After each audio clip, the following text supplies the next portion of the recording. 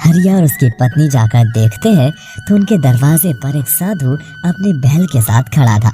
वो उनसे कहता है, बेटा, दूर गांव से आया हूँ, मेरा ये बैल बहुत भूखा है, कुछ खाने को हो तो दे दो।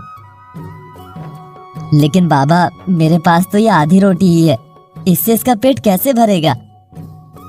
कोई अपनी श्रद्धा से अगर एक तिनका भी कोई इस बैल को अर्पण करता है तो ये अपना पेट उसी से भर लेता है, और फिर ये तो आधी रोटी है। हरिया मजबूर होकर अपनी आधी रोटी उस बैल को दे देता है। तभी साधु कहता है, मैं जानता हूँ कि तुम भूखे थे, फिर भी तुमने अपनी भूख ना देखकर इस बैल का पेट भर दिया, इसीलिए मैं तुम्हें खुश होकर ये बैल उपहार में देता हूँ। मगर ध्यान रहे, तुम जब भी शाम को काम खत्म करके जो भी लाओगे उसमें से आधा इसे देना होगा। साधु जल्दी से उस बैल की रस्सी हरिया के हाथ देकर चला जाता है। हरिया की पत्नी मालती उससे कहती है, अरे ये क्या किया उस साधु ने? हम तो वैसे भी कर्ज के बोझ के तले दबे थे और रूखा सूखा खाकर अपना पेट भर रहे थे। अब आधा इसको देंगे तो हम में से किसी एक का ही पेट भर सकेगा। तुम चिंता क्यों करती हो भाग्यवान, भगवान की यही मर्जी होगी। अब चलो सोने चलते हैं। हरिया अपने बैल को बांधकर सोने चला जाता है और अगली सुबह जब जागता है तो उस बनिया सेठ के आदमी उसके घर आकर कहते हैं,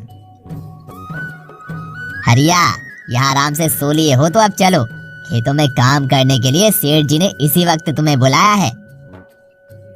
हरिया जैसे ही जाने लगता है तो उसकी पत्नी हरिया से कहती है, अरे सुनो, अपने बैल को भी साथ लेते जाओ, खेती बाड़ी करने में काम आएगा।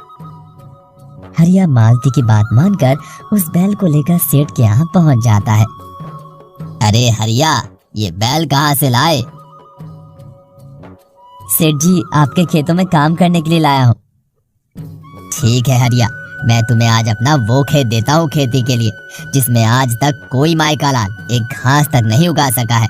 तुम्हें उसी खेत में काम करना है और शाम तक उस खेत को उपजाऊ बनाना है। और हाँ, ध्यान रहे, दोपहर के खाने में सिर्फ आधी रोटी ही मिलेगी, इसलिए जल्दी करो। ठीक है सेठ जी, मैं कोशिश करता हूँ। कोशिश नहीं, करना ही पड़ेगा, नहीं तो ब्याज डबल हो जाएगा, जिसे तुम तो क्या, तुम्हारी 7 पुश्तें भी नहीं चुका पाएंगी। और अगर तुमने ये कर दिखाया तो मैं तुम्हारा सारा कर्जा माफ कर दूंगा और एक बैल भी उपहार में दूंगा। हरिया डर के मारे